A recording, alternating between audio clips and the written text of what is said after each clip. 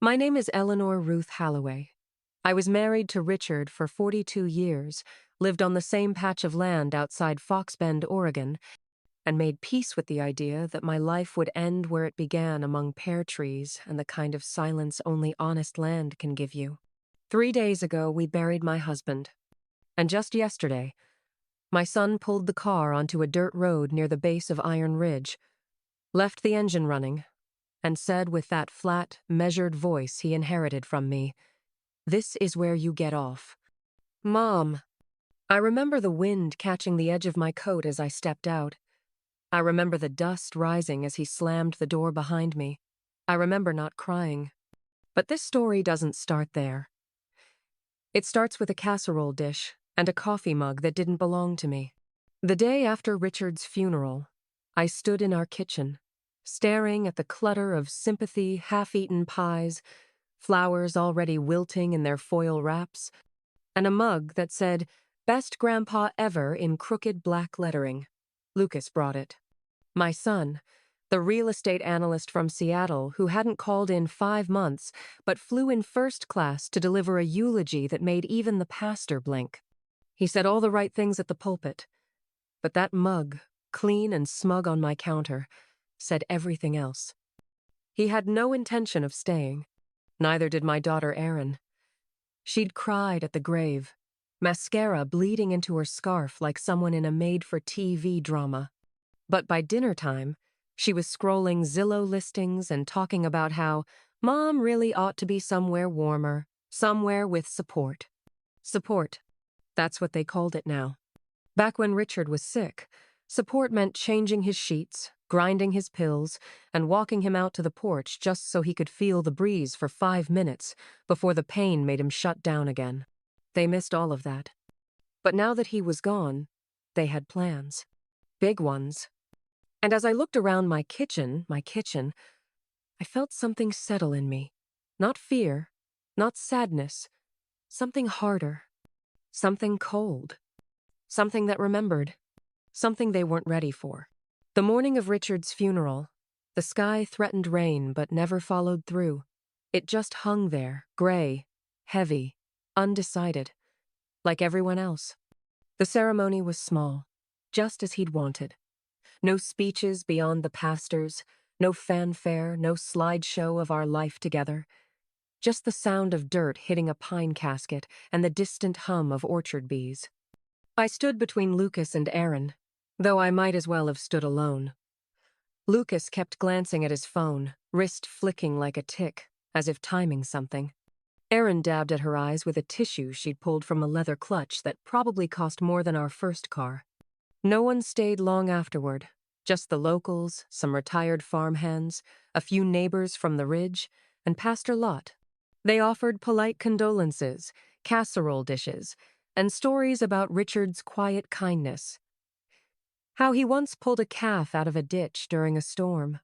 How he refused to cut down the wild pear tree at the edge of the property because the birds liked it. Nobody mentioned Lucas or Erin. Nobody asked where they'd been during the last 7 months of his life. That evening, the house was too quiet.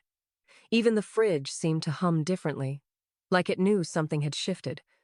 I made up the guest rooms, just in case they wanted to stay a few days. When I told them, Lucas raised his glass halfway, then set it back down without a sip. "Actually," he said, clearing his throat, "we were hoping to go over some things tomorrow morning, just to be practical." Erin nodded, barely glancing up from her phone. "The estate," she said, like it was a spreadsheet. I looked between them, still in the clothes I'd worn to bury their father, and in that moment, I knew they hadn't come home to grieve. They'd come home to collect. They waited until after breakfast. I'd made scrambled eggs the way Richard liked them, slow, low heat, a dash of cream. Old habits. They didn't touch theirs. Lucas opened his laptop right at the dining table, the one where we'd celebrated every birthday and every Thanksgiving until they started sending polite regrets and last-minute cancellations. He positioned it carefully, just like Richard used to with blueprints. Only Lucas was showing me slides, not walls. "I've been talking with a firm," he said.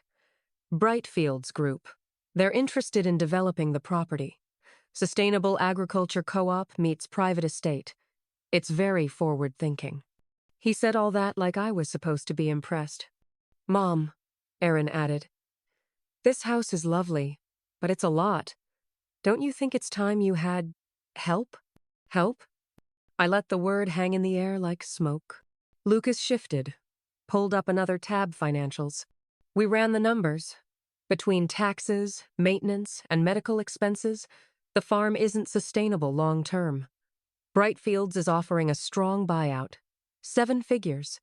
You'd be set for life. I looked down at my coffee, then at Lucas. Set, I repeated. Like a dinner table. Like a trap. Lucas ignored the comment, tapping his keyboard. We've already taken steps, actually. Aaron and I had Dad sign the transitional documents months ago. Just precautionary. We needed to protect the property. That's when he slid the papers across the table. Clean, crisp. Too clean for a man who couldn't hold a pen without trembling. I didn't touch them. I never saw Sharon's letterhead on this, I said, referring to our family lawyer. Lucas's smile twitched. We went a different route. Faster. Aaron jumped in. It's already in motion, Mom. All that's left is your relocation paperwork. The eggs on their plates had gone cold. I realized so had everything else. The next morning, I found a suitcase by the door. It wasn't mine. A tidy black roller bag with a green tag that read E. Halloway in Lucas's handwriting. Erin stood in the foyer with her coat already on, smiling like this was some kind of gift. We thought it'd be nice to take a drive, she said.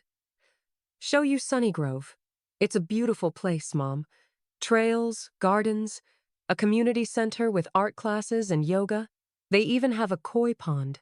I didn't answer. I just stepped into my boots and grabbed my purse, the old leather one with the scratch across the flap and the hidden zipper inside. I'd stitched that lining myself during Richard's last hospital stay. My hands had trembled then, too. Lucas drove. Aaron sat beside him, chatting lightly about the facility's amenities while the town slipped away behind us. I watched the orchards fade, one row of pear trees after another, until even the barn roof disappeared from the rearview mirror. But we didn't head toward town. We didn't take the turnoff for the highway. Lucas stayed on a back route, winding through pine and alder, the road narrowing with each mile. 20 minutes in, he pulled onto a gravel turnout beside a field choked with wild grass. He put the car in park, left it running. This is where you get off, Mom. The air left my lungs slowly, like it had been waiting. What are you talking about? Erin said nothing. She looked away, chewing her thumbnail. Lucas leaned over, popped the passenger door open. You'll be fine. There's a gas station about a mile up. We packed your meds and some cash. You can call someone from there.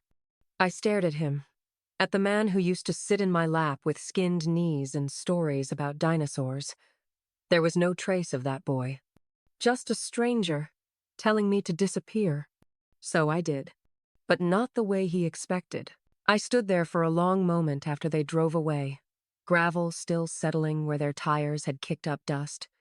The morning air bit at my cheeks, laced with cedar and something sweeter, the last bloom of wild pears. Strange how even betrayal can smell like spring. I didn't cry. I adjusted my purse strap and began walking. The road curved through the edge of Iron Ridge National Preserve, a place Richard and I used to picnic before the kids were born. Back then, the world felt generous. Like all we had to do was keep showing up and the trees would keep growing. No, each step hurt. My left hip ached. The shoes I wore for Richard's funeral weren't meant for distance, but I kept walking. It took nearly 2 hours to reach the edge of town. I passed familiar fences, mailboxes I hadn't noticed in years, and the old McKinney dairy, long since shuttered. At last, I saw the red neon buzz of Grant's General, flickering like a lighthouse in the fog.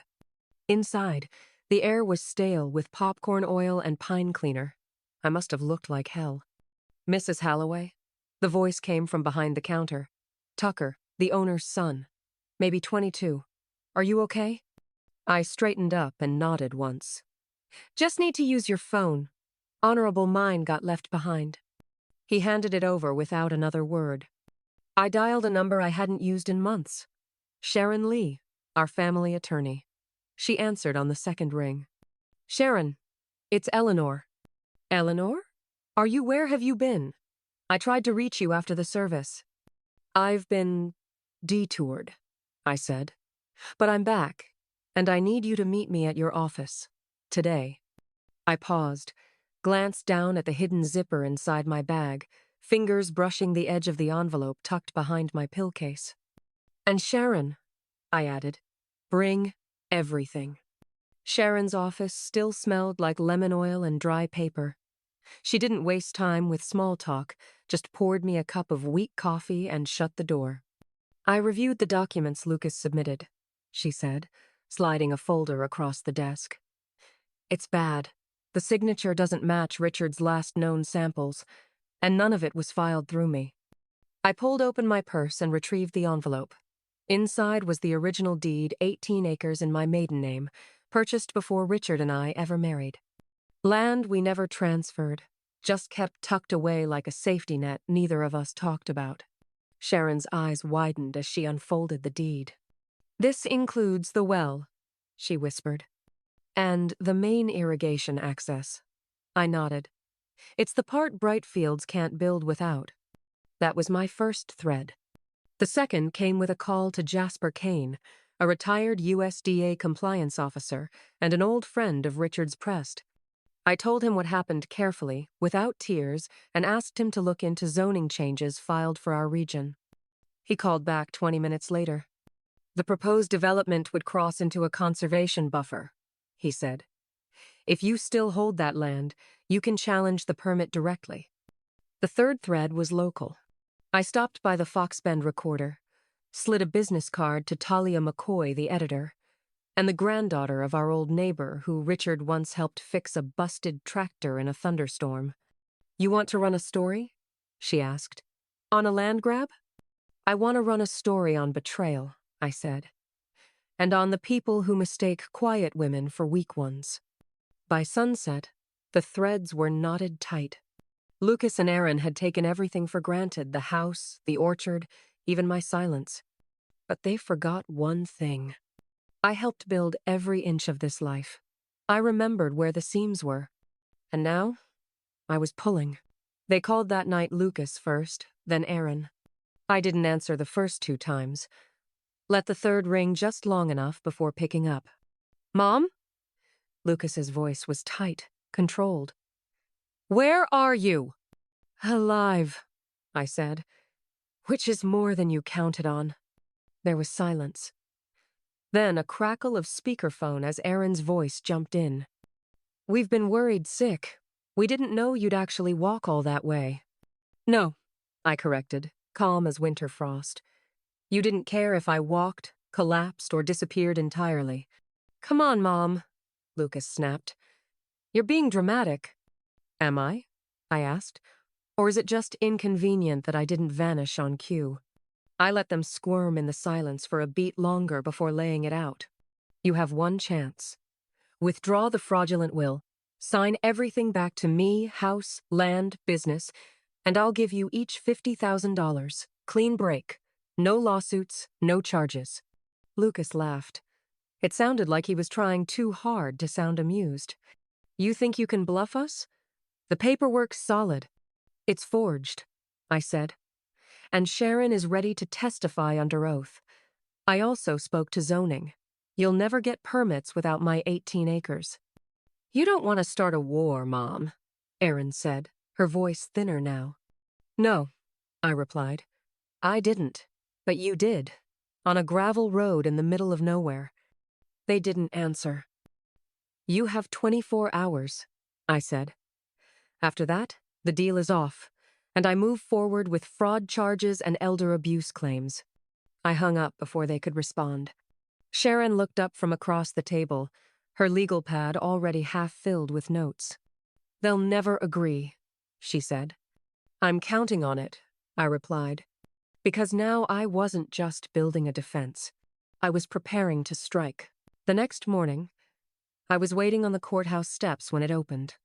By 9 a.m., Sharon had filed a formal injunction to freeze all transactions involving the property. A copy went straight to the county clerk, another to Brightfield's group, and a third to the district attorney's office just in case. I wasn't taking chances. From there, I walked 2 blocks to the community bank where Richard and I had kept our accounts for over 30 years. The branch manager, Russell, recognized me immediately. "Mrs. Halloway, I heard about Richard. I'm so sorry." I nodded. "Russell, I need you to flag any unusual withdrawals from the farm's business account, and I need full statements going back 6 months." He hesitated for a breath, then leaned forward. "You think someone's been—" "I think someone has already helped themselves." He printed the records without another question.